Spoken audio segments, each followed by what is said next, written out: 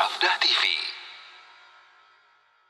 Sering terjadi bermuamalah dengan orang yang sudah ngaji tapi tidak amanah. Memang udah berjenggot, Masya Allah jenggotnya itu muat 4.000 hadis padahal udah cingkrang ya. Tapi ketika dikasih amanah, ya Allah nggak amanah, ibu, nggak amanah sama sekali. Dan soalnya saya juga sudah sering kali merasakan bermuamalah dengan kayak ginian. Saya katakan benar, betul. Ada yang sudah ngaji tapi seperti itu. Kenapa? Karena ngajinya hanya sebatas penampilan, nggak sampai masuk ke hati dan tidak berbuah menjadi amal.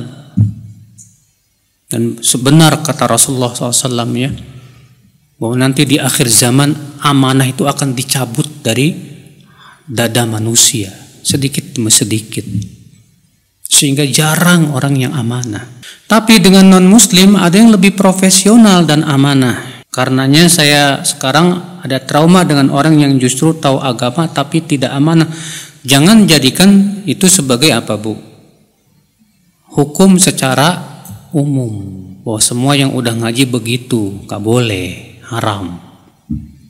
Kebetulan ibu diuji oleh Allah dengan orang-orang yang sudah ngaji tapi tidak amanah.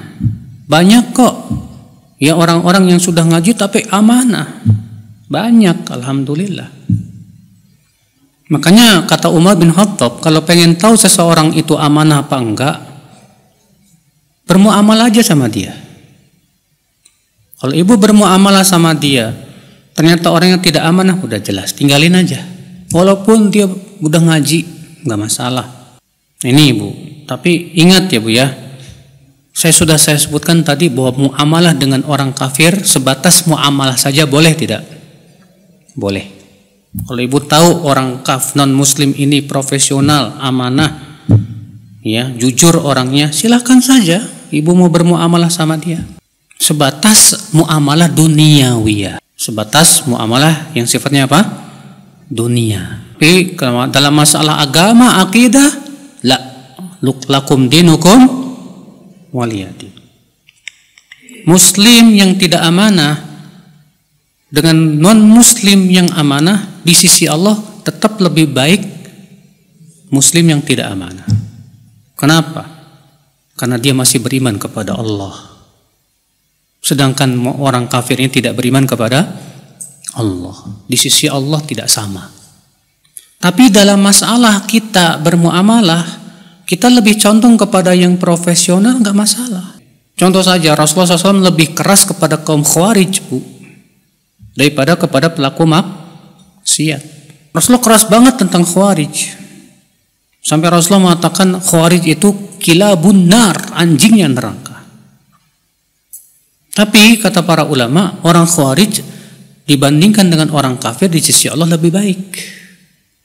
Namun Rasulullah kenapa lebih keras kepada orang Khawarij, sampai seorang sahabat mengatakan memerangi orang Khawarij lebih aku sukai daripada memerangi orang kafir. Karena bahaya orang Khawarij untuk umat Islam jauh lebih besar. Jauh lebih besar dibandingkan bahayanya orang kafir. Walaupun di sisi Allah bisa jadi orang Khawarij lebih, di sisi Allah orang Khawarij lebih baik daripada orang kafir. Nah ini ibu-ibu sekalian. Jadi ingat, selama itu masih dalam bab muamalah saja, bukan dalam masalah akidah, bukan dalam masalah agama, silahkan. Nah demikian ibu-ibu sekalian.